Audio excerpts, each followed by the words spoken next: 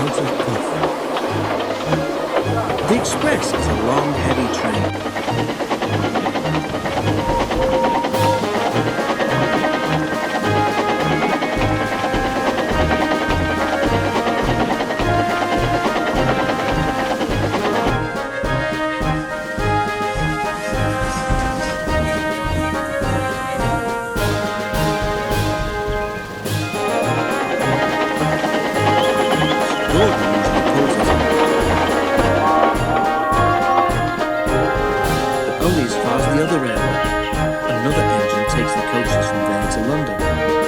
It is an important train too, and must always run whatever happens.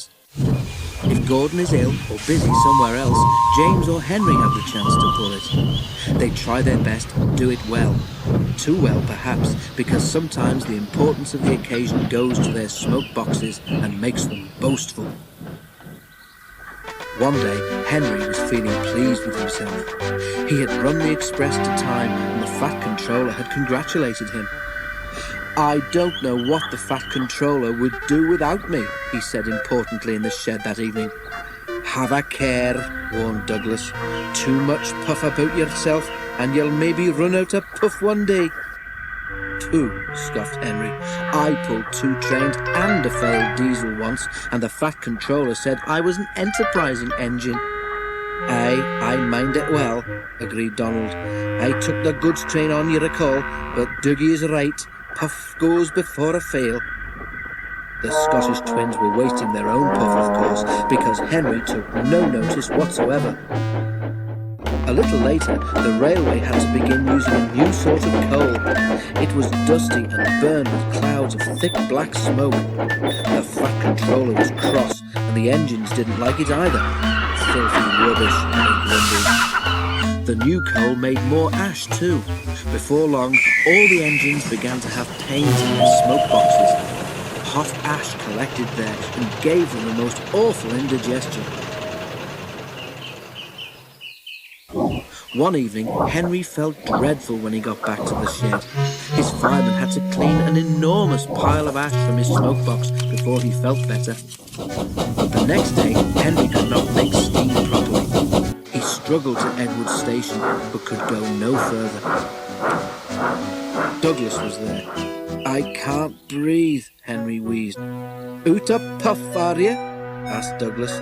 "Did I say we didn't warn you?" Henry couldn't answer. Douglas took his train for him. The fireman cleared away more ashes, but when he tried to close Henry's smokebox door, it did not make the airtight fit that it should have done. "Those hot ashes have bent your smokebox door," he said. "Air is coming in so that you can't breathe properly through your fire. But I know how we could cure that." He filled a bucket with water. Then he fetched all the old newspapers he could find from the station bookstall. The driver helped him tear them into strips, which they soaked in the water. "What are you doing?" asked Henry anxiously. "Making something called papier-mâché," explained the driver. "When this paper is soggy enough, we shall paste it in your air leak so that you can breathe better. It won't last forever, but it will get us home." "Oh," said Henry unhappily. His driver was right. When the job was done, Henry felt much better, and even the driver and fireman were surprised how well he steamed. "We'll have to get the Fat Controller to make it permanent," they joked. Henry went very carefully and reached the shed without mishap. His story was there before him, of course.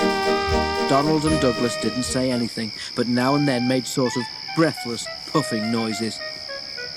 Henry thought they must have a very odd sense of humour.